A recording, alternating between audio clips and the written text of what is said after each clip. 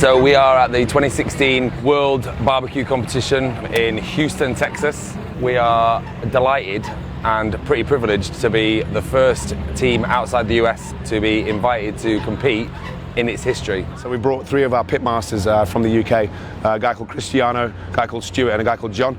And they actually operate from our restaurants as our pitmasters. And what we wanted to do was bring them over to the US and come and learn from the best and actually cook, not on commercial grade stuff, but actually in your backyard barbecue stuff. The reason why we're here is to come and compete in the brisket category against the Texans at their own game. Today's the most important day. Today's the brisket, so everyone's been working overnight. There's like three or four of our guys haven't even slept in 2 days because they've been tending the fires, getting the meats going. We're going to go and slice them up and put them in these presentation boxes, and our turning time's at midday. So we're kind of excited and a bit nervous, and we just want to kind of see how we do, because we put a lot of effort into the trip so far. We actually import all of our brisket from Nebraska at Red's over in the UK, so we know how to work brisket. But what we wanted to do was we wanted to have a couple of practice sessions over here. So what we did was we picked 3 briskets. We did some slathering of mustard. We added a bit of brown sugar on one of them. We injected another with this kind of concoction of umami flavors and a little bit of Marmite and some beef broth, some salt and some fine pepper.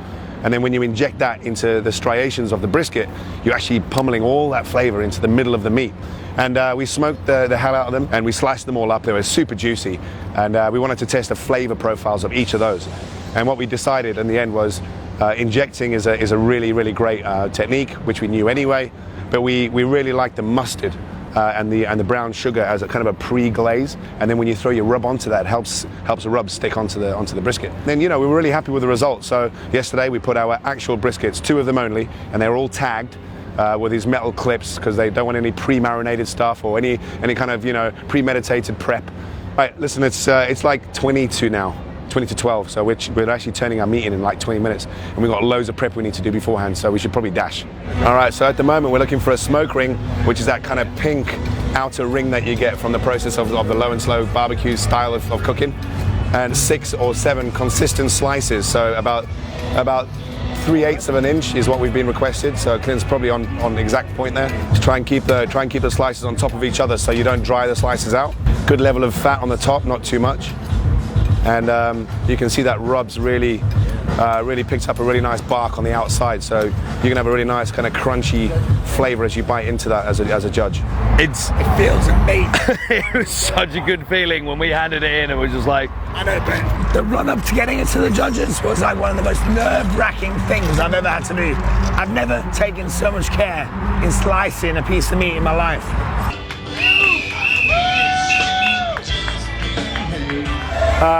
They're walking around now with like a load of placards saying who's gone into the finals, and there's a few people who've gone into the finals at the champions section over here. I'm healthily nervous. But we'll see, man. Brisket. There's the points right here. 81. Came out 24. 24.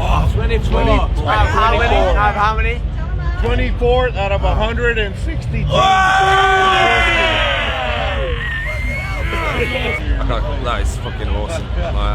It's pretty shit hot to come here with the world's best, and go home 24. These guys have been doing it for literally their entire fucking lifetimes.